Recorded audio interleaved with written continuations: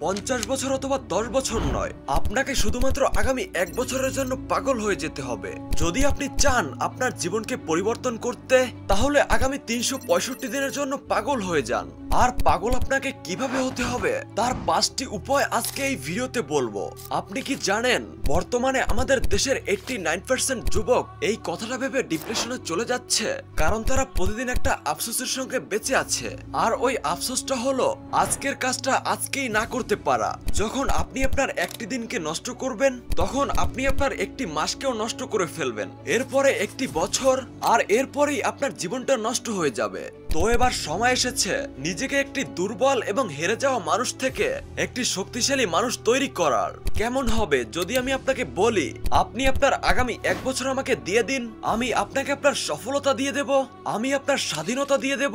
আপনি আগামী 1 বছর দিয়ে দিন, আপনাকে ফকির থেকে ধনী বানিয়ে দেব। হ্যাঁ, এক্স্যাক্টলি ঠিকই শুনেছেন। না 10 বছর, না 5 বছর, আপনাকে শুধুমাত্র 1 বছর দিতে হবে। তাই ভিডিওর সামনে এগোনোর আগে আমি আপনাকে একটি জিনিস অনুভব করাবো, আর এটি হলো এমন একটি সত্যি যা আপনাকে আপনার প্রত্যেকটা দিনের মূল্যকে বুঝিয়ে দিবে। যদি আপনি আপনার দেশের বড় কোনো শহরে যান, সেখানে দেখতে পাবেন অনেক বড় বড় হসপিটাল আছে, আর ওই হসপিটালগুলোতে কিছু পেশেন্ট এমন আছে যারা ভেন্টিলেশনে শুয়ে শুয়ে জীবন ও মৃত্যুর মাঝের অসহ্য যন্ত্রণা প্রতিদিন সহ্য করছে। তারা প্রতিদিন জীবনের ভিক্ষা চাইছে। এমন অনেক পেশেন্ট দেখতে পাবেন যাদের কাছে হয়তো মাত্র 1 বছরের সময় আছে, কারোর কাছে 6 মাস, কারোর কাছে 3 মাস, আবার কারোর কাছে 1 দিন সময় আছে।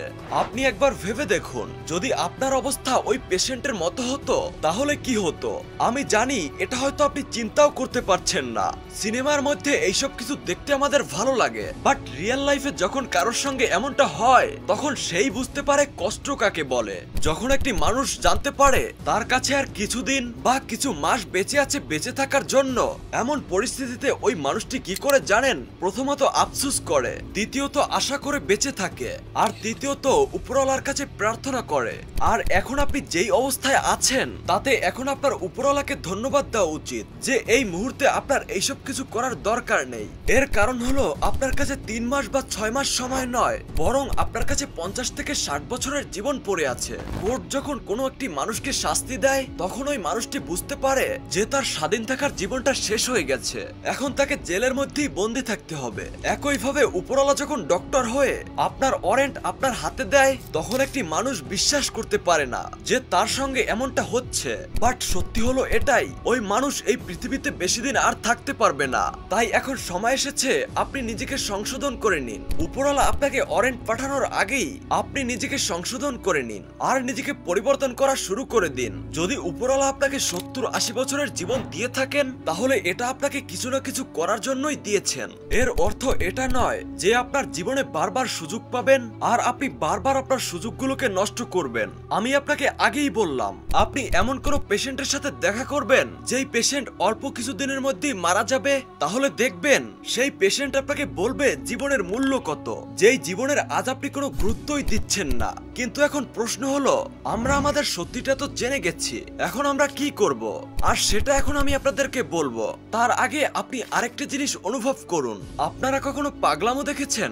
আপনি কি কখনো পাগল কুকুর এবং পাগল হাতিকে দেখেছেন? কোনো মানুষের মধ্যে এতটা ক্ষমতা নেই যে একটি পাগল কুকুর অথবা একটি পাগল হাতিকে কিছু বলতে পারে, কারণ ওই কুকুর আপনাকে কামড়ে দেবে আর হাতি আপনাকে সেখানেই পিষে দেবে। যখন একটি হাতি পাগল হয়ে যায়, তখন সে একাই পুরো জঙ্গলকে ধ্বংস করে ফেলে, আর সেই মুহূর্তে একটা হাতি একটা রাক্ষসের থেকে কম কিছু নয়। আর যখন এমন মুহূর্ত আসে, সমস্ত জঙ্গলের প্রাণী ভয় পেয়ে যায়। আমরা জানি হাতি হলো একটা জঙ্গলের পশু, তার হয়তো ব্রেনে অতটা বুদ্ধি নেই যতটা একটি মানুষের বুদ্ধি আছে। তো এবার ভাবুন, একটি হাতি পাগল হয়ে যাওয়ার পরে সমগ্র জঙ্গলকে চ্যালেঞ্জ করতে পারে, তো এমন পরিস্থিতিতে একটি মানুষ পাগল হয়ে যাওয়ার পরে কি কি করতে পারে।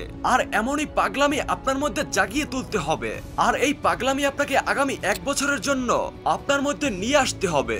যদি আপনি আপনার আগামী জীবনটাকে ভ্যালুয়েবল তৈরি করতে চান, তাহলে আপনাকে আগামী 1 বছরের জন্য পাগলামো দেখাতে হবে। আর এই পাগলামোটা কেমন হবে সেটা ভালোভাবে শুনে রাখুন। সবার প্রথমে আপনি আপনার চারপাশের আশেপাশের মানুষদের থেকে অনেক দূরে থাকবেন, যেখানে আপনাকে আটকানোর মতো আর কেউ থাকবে না, যেখানে আপনার বিরুদ্ধে কথা বলার মতো কেউ থাকবে না। আগামী 1 বছরের জন্য আপনার লক্ষ্যটাই আপনার সবকিছু হবে। এই 1 বছরে আপনার সমস্ত আনন্দের উপকরণ ত্যাগ করে দিন। আপনি যা পাবেন তাই খাবেন, আর যখন অতিরিক্ত পরিশ্রম করার পর আপনি ক্লান্ত হবেন তখন ঘুমিয়ে পড়বেন। আর এই 1 বছরে আপনাকে কিছু কথা মনে রাখতে হবে। প্রথম হলো, কেউ আপনার নয় আর আপনি না কারোর। আগামী 1 বছরের জন্য এই পৃথিবীর কেউ আপনার নয়, আর না আপনি অন্য কারোর। কেউ যদি আপনাকে পার্টিতে যাওয়ার জন্য বলে, আপনি ডিরেক্ট না বলে দিন। কেউ যদি আপনাকে ঘুরতে যেতে বলে, আপনি সোজা না বলে দিন, কারণ আপনার কাছে শুধুমাত্র 1 বছর বাকি আছে। তাই এই 1 বছরকে ফালতু কাজে নষ্ট করলে হবে না, আপনি শুধুমাত্র নিজের কাজ করবেন। দ্বিতীয়ত, যাই কিছু হয়ে যাক, ডিস্ট্র্যাক্ট অথবা রিল্যাক্স হওয়া যাবে না। আপনার সাথে যাই হোক না কেন, আপনার সঙ্গে যত মানুষই মজা উড়াক না কেন, আপনাকে যে যাই বলুক না কেন, আপনাকে যতই ডিমোটিভেট করুক না কেন, আপনি ভুল করেও তাদের কথা শুনবেন না। আপনি তাদের কথার পরিবর্তে তাদের সাথে আপনি ঝগড়াও করবেন না। তাদের সমস্ত কথার একটি উত্তর, তাদের কথাগুলো শুনে আপনি এমন ভাবে মাথা থেকে বের করে দিবেন যে সামনের জন যেন নিজে থেকেই অপমানিত বোধ করে, আর তারা আপনাকে দ্বিতীয়বার কিছু বলার সাহস না পায়।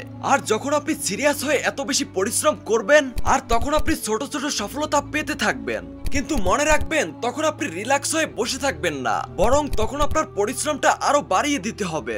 তৃতীয়ত, নিজের ক্ষমতার থেকে অতিরিক্ত পরিশ্রম করুন। ফর এক্সাম্পল, যদি আপনি 2 ঘন্টা পরিশ্রম করতে পারেন তাহলে 4 ঘন্টা পরিশ্রম করুন। যদি আপনি 3 ঘন্টা পড়াশোনা করতে পারেন তাহলে আগামী 1 বছরের জন্য 6 ঘন্টা পড়াশোনা করুন। এত বেশি পড়াশোনা করুন, এত বেশি কাজের জন্য পাগল হয়ে যান যে আপনার জন্য কোনো সীমারেখাই যথেষ্ট নয়। পৃথিবীর মানুষ যেন এটা বলতে বাধ্য হয়ে যায় যে আপনার কাছে কোনো কিছুই অসম্ভব নয়। যে মানুষগুলো আজ বিশ্বের রেকর্ড ভেঙে দিচ্ছে, তারা সবার আগে নিজের ক্যাপাসিটির রেকর্ডটা ভেঙে দিয়েছে। জীবনের লেভেলটাকে উপরে নিয়ে যাওয়ার আগে আপনার পরিশ্রম এবং চেষ্টাকে 1 লেভেল উপরে নিয়ে যেতে হবে, তারপরেই আপনি একদিন বড় সফলতা অর্জন করতে পারবেন। চতুর্থ, আপনাকে অনেক বেশি ফাস্ট হতে হবে। আপনি হয়তো কারো কাছে এই কথাটা শুনেছেন, তাড়াহুড়োর কাজ হলো বোকা মানুষের কাজ। তাহলে তারা আপনাকে ভুল বলেছে, কারণ বড় থেকে বড় রেস স্পিডের কারণেই জেতা সম্ভব। যদি আপনি এটা ভেবে সেখানে দৌড়াতে যান যে ধীরে ধীরে আমি এগিয়ে যাব, তাহলে ওই রেস আপনি কখনোই জিততে পারবেন না। তাদের স্পিডের সঙ্গে যদি আপনার স্পিড কম হয়ে যায়, তাহলে আপনার দৌড়ানোটাই বৃথা হয়ে যাবে। আজ প্রতিটা ফিল্ডেই যারা টপ লেভেলে আছে, তাদের সাথে শুরুতেই আরো অনেকেই মার্কেটে এসেছিল, কিন্তু যে তার স্পিডটা বাড়াতে পেরেছে তাকেই এই পৃথিবীর মানুষ সালাম করে। কিন্তু যারা ধীরে ধীরে চলার সিদ্ধান্ত নিয়েছে, তারা চিরতরে নিশ্চিহ্ন হয়ে গেছে। তাই আপনাকে আগামী 1 বছরের জন্য স্বাধীন ঘোড়ার মতো দৌড়াতে হবে। পঞ্চম নাম্বার, প্রতিটা দিন যাওয়ার সঙ্গে সঙ্গে আপনার পাগলামোটা বাড়াতে হবে। যে আগুন এখন আপনার মধ্যে জ্বলছে, যে জেদটা আপনার মধ্যে এখন আছে, এই সবকিছু সময়ের সঙ্গে সঙ্গে যেন কম না হয়ে যায়, কারণ এটাকে প্রতিদিন আপনাকে বাড়াতে হবে। আপনার ভিতরের আগুনটাকে কখনো ঠান্ডা হতে দিবেন না, কারণ জেদ ছাড়া কখনোই জেতা সম্ভব নয়। আপনার মধ্যে যে পাগলামো আছে, আপনার ভিতরে যে রাগ আছে, এই সবকিছুকে প্রতিদিন আপনি বাড়িয়ে তুলুন। আপনার ভিতরের জেদ এমন হতে হবে যা আপনাকে প্রতিদিন উপরের দিকে যেতে বাধ্য করবে, আপনাকে কখনোই শান্ত হয়ে বসতে দেবে না। আগামী 1 বছর আপনার জন্য হয়তো কিছুটা কঠিন হবে, তাই এই 1 বছর যদি আপনি পাগল এবং জেদি হয়ে থাকতে পারেন, তাহলে একসময় আপনার সাকসেসের দরজা খুলে যাবে, আর আজকের তুলনায় আপনি অনেক বেশি বেটার তৈরি হবেন। তো বন্ধু, আজকের এই চ্যালেঞ্জটা আপনি নিয়ে থাকলে কমেন্টে লিখে যাবেন আই ক্যান ডু, আর ভিডিও ভালো লাগলে ভিডিওটাতে একটি লাইক দিবেন। সবাই ভালো থাকেন, সুস্থ থাকেন, বাই। কথা হচ্ছে নতুন কোনো ভিডিওতে।